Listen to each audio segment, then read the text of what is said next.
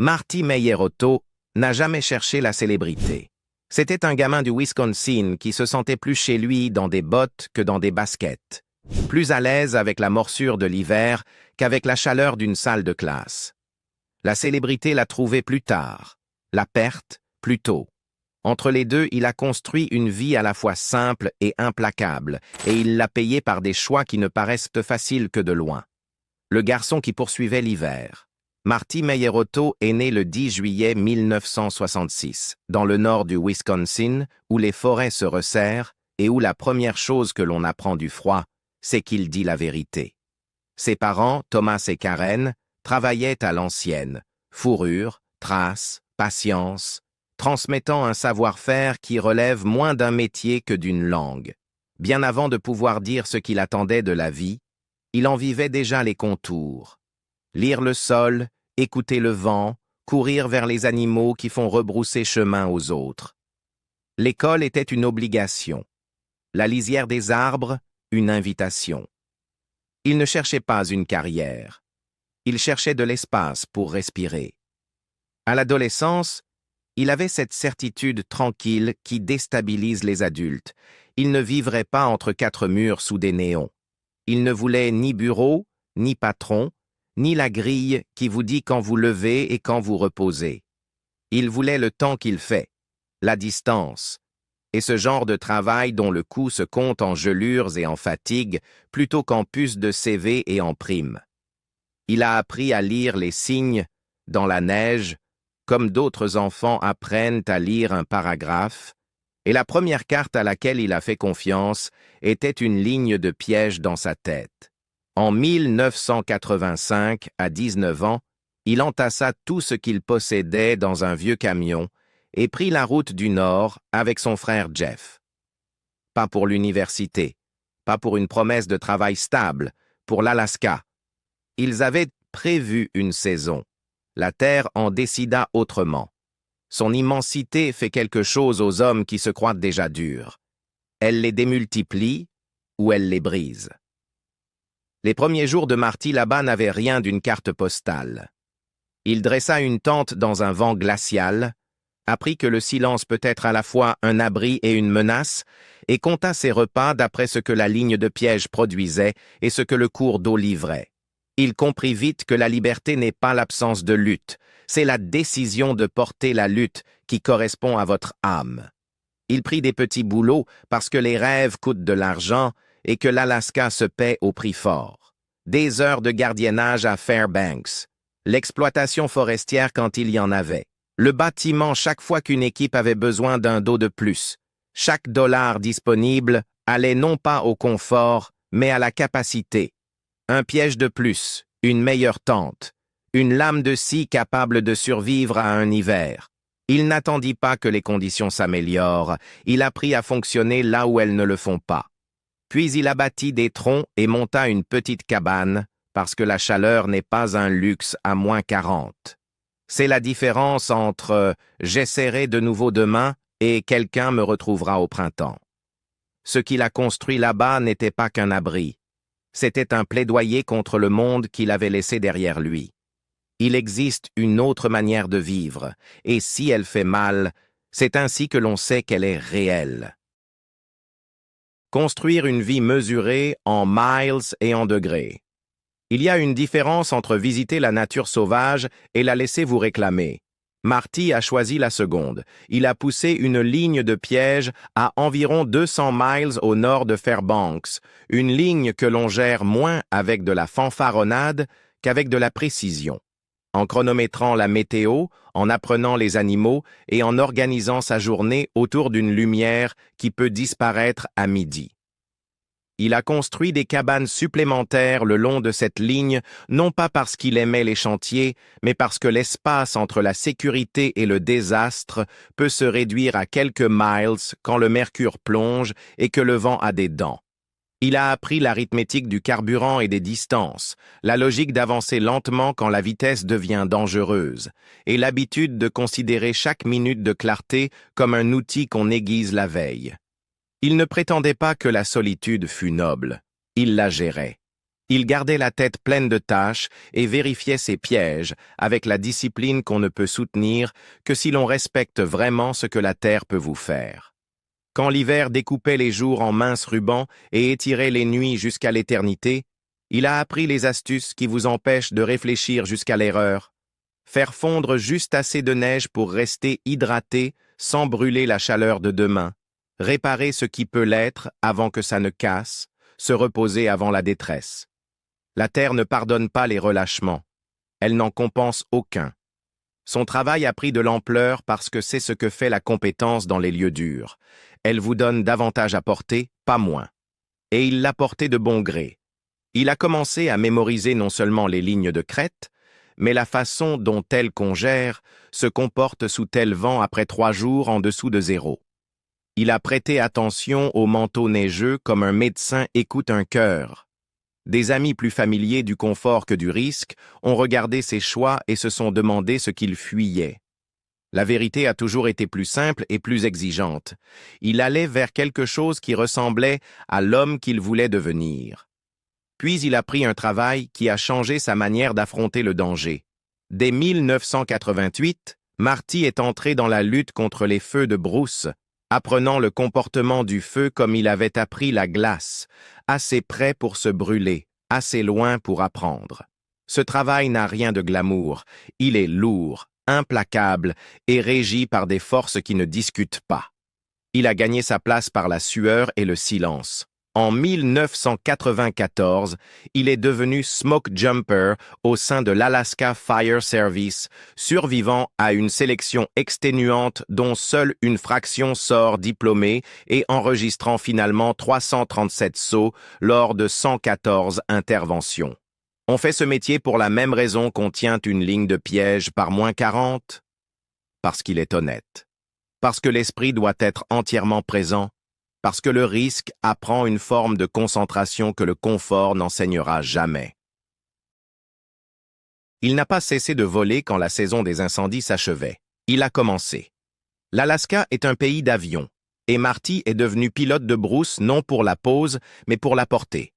Un Super Cub peut vous déposer sur un banc de gravier là où un hélicoptère n'essaiera même pas de stationner. Voler dans ce pays, c'est faire vœu de calculer sous pression, de traiter chaque cap et chaque nuage comme s'ils essayaient de vous dire quelque chose d'important. Il a écouté. La frontière entre le travail qui paie les factures et celui qui vous maintient en vie s'est estompée jusqu'à ne former plus qu'une seule longue saison de météo, de miles et de cette fatigue qui prouve que vous êtes vivant. Une vie saisie par la caméra. La célébrité n'est pas arrivée comme un coup de tonnerre. Elle est entrée derrière la curiosité. En Alaska, les nouvelles circulent, et la version de Marty qui est parvenue au producteur n'était pas un pitch de personnage. C'était un homme qui construisait des cabanes à la main, piégeait seul pendant des mois, pilotait son propre avion vers des zones où les moteurs se taisent très vite et se tenait comme s'il n'avait pas besoin de témoins. En 2012, lorsque Mountain Man a été lancé le 31 mai, les téléspectateurs ont découvert une télé-réalité qui n'avait pas besoin de conflits fabriqués. La lutte pour allumer un feu par -30 suffit comme conflit. La tension d'une tempête de neige n'a pas besoin d'être montée. Le froid dirige la scène, et la caméra suit ou s'écarte. Marty n'a jamais joué, parce qu'il n'y avait rien à jouer. À l'écran, il était ce qu'il était hors écran, constant, précis et méfiant envers les raccourcis. Il posait ses lignes, réparait ce qui rompait et calculait jusqu'où il pouvait pousser sa chance sans l'inciter à se retourner contre lui. Tandis que d'autres membres de la distribution gravaient leurs propres histoires ardues au Montana, en Caroline du Nord et à Kodiak, ce sont les expéditions en solo de Marty, les longues virées par des températures négatives, les réparations faites avec des doigts engourdis, les vols pour vérifier les pièges, qui serraient la gorge des téléspectateurs.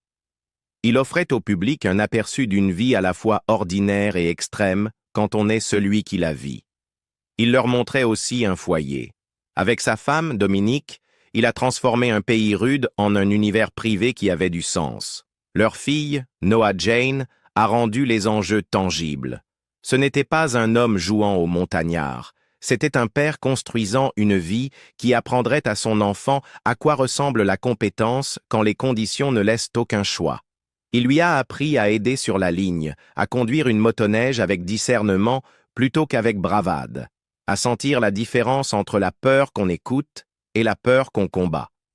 L'émission a donné au monde à voir cette fierté sans fanfaronnade, et un public s'est rassemblé non seulement autour du travail, mais autour des valeurs qui le rendaient possible. Les dangers n'ont jamais été décoratifs. Un jour, en plein vol dans un petit avion de brousse au-dessus d'une portion déserte de l'Alaska, l'appareil est parti soudainement en piqué. Sans avertissement, sans mayday, sans personne à appeler, seulement la gravité et le temps. Marty a stabilisé l'avion, l'a posé où il a pu, puis a résolu la suite des problèmes avec l'urgence calme d'un homme qui sait que le seul secours à venir est celui qu'il peut construire de ses mains. Bloqué sans équipement adéquat, il a passé la nuit dans une cabane isolée, rationnant calories et chaleur, comme un homme qui sait exactement ce que le thermomètre peut faire à un corps humain. Lorsqu'il a reporté davantage de ses déplacements hivernaux sur les motoneiges, il a appris une autre limite dure. Sans au moins 4 pouces de neige, l'échangeur thermique chauffe trop et la machine se cuit elle-même. Il s'arrêtait en cours de trajet, tassait des poignées de neige contre celui-ci et repartait. C'est la différence entre le drame et la discipline. Le drame veut des applaudissements. La discipline veut demain. En 2013, il a accueilli l'écrivain Bill Ivy durant un hiver alaskien qui punissait l'impatience. Ivy s'est perdu dans les fourrés et un froid capable de transformer votre souffle en erreur.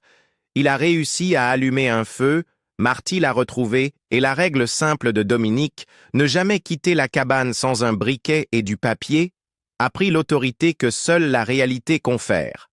Cet épisode tenait moins du récit de sauvetage que de la leçon. La compétence a l'air calme, et elle sauve des vies. Ce que la nature prend. La nature sauvage ne recouvre pas ses dettes en argent. Elle les prélève en temps et en amis. En 2017, Mountain Man a perdu plus qu'un membre de la distribution lorsque Preston Roberts est mort. Elle a perdu un maillon de la chaîne de ces hommes qui font du travail difficile une forme de bonté. Une tumeur inopérable au foie, un corps qui s'est éteint en quelques jours, et le silence soudain qui suit le départ d'un homme qui donne plus qu'il ne prend, cela a ébranlé la communauté parce que cela donnait un nom à une peur qu'ils portaient tous. Ici, la force n'est pas une garantie, et si l'on s'en va, ce sera rapide, et le travail laissé inachevé devra quand même être accompli. Marty n'est pas un homme prodigue de paroles, mais il a écrit un hommage qui a clairement dit ce que Preston représentait. La compétence et la générosité ne sont pas des qualités séparées chez des hommes comme lui. Il a contribué à la collecte qui, en 5 semaines, a réuni plus de 100 000 $ pour achever le toit sur lequel Preston travaillait pour sa famille. Rien de tout cela ne change le fait de la perte, cela change autre chose. La manière de porter ce qui reste. Le deuil s'abat autrement sur les hommes habitués à fonctionner sous pression. Il ne brise pas leur emploi du temps. Il brise leurs présupposés. Il rend la prochaine tempête de neige plus lourde, non parce que la neige est plus profonde, mais parce que vous comprenez mieux ce qui peut mal tourner et à quelle vitesse. Marty a connu d'autres frayeurs, des traces d'ours à Kodiak qui vous font peser 2 fois le pas suivant, des pannes mécaniques en plein blizzard qui transforment un itinéraire en point d'interrogation, une planche s'abattant sur l'épaule et le dos lors d'une réparation de cabane qui aurait pu mettre fin à une saison en un instant. Mais ce sont les funérailles qui ont fait bouger le sol. On commence à voir sa vie non comme une suite d'accomplissements, mais comme un ensemble de responsabilités. Ce que vous devez à ceux qui vous attendent. Ce que vous devez à l'enfant qui apprend à être courageux sans être imprudent. Il n'a jamais élevé la voix à propos des pressions extérieures, critiques qui abordent toute forme de piégeage, militant indifférent au fait qu'une pratique soit légale ou culturellement ancrée, téléspectateur persuadé que la télé-réalité est forcément scénarisée. Mais il a répondu à ce qui méritait réponse. Il piégeait dans le respect des règlements de l'Alaska sur les saisons et les espèces. Il choisissait un matériel conçu pour minimiser la souffrance. Il faisait le travail tel que la loi et sa conscience le permettaient. Puis il retournait à sa ligne, car argumenter n'est pas une compétence de survie. Écouter? Oui. Juger le prochain nuage? Oui. Savoir quand s'arrêter? Oui. Quand le deuil s'est installé comme une cicatrice, sa fille avait 13 ans, et le calcul, jadis compliqué, est devenu simple. Se mettre soi-même en danger est une chose. En est une autre de laisser une caméra transformer l'enfance de son enfant en contenu. Choisir le silence. En 2019, après 8 saisons de Mountain Men, Marty Mayerotto a dit aux téléspectateurs que c'en était fini pour lui. Il n'y a eu ni mise en scène, ni allusions énigmatiques. Il a dit l'essentiel. Il ne voulait pas que sa fille grandisse sous un objectif, apprenne à calibrer ses journées selon les besoins d'un épisode, ou regarde la vie qu'il aimait à travers le miroir d'un public. Il ne quittait pas la nature sauvage. Il quittait le bruit. Ce choix a fait l'effet d'un petit séisme pour ceux qui avaient bâti des rituels hebdomadaires autour de sa constance, mais pour l'homme qui mesurait le risque et la récompense depuis qu'il savait lire une trace, ce n'était qu'un calcul simple.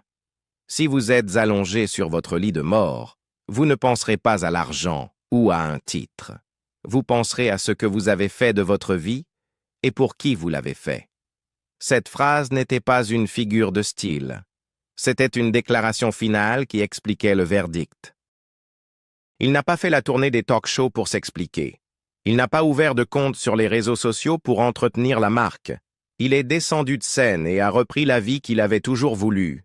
Piégé à ses conditions, voler quand cela compte, élever une fille capable de distinguer un ciel qui avertit d'un ciel qui inquiète seulement. Dans une petite ville d'Alaska, loin des plannings de tournage et des tentations étranges d'une célébrité mineure, il a refait ce qu'il avait fait en 1985 avec un vieux camion et un plan qui tenait dans la boîte à gants. Il a choisi la terre. Pour les fans qui en voulèrent davantage, le silence avait des allures de mystère.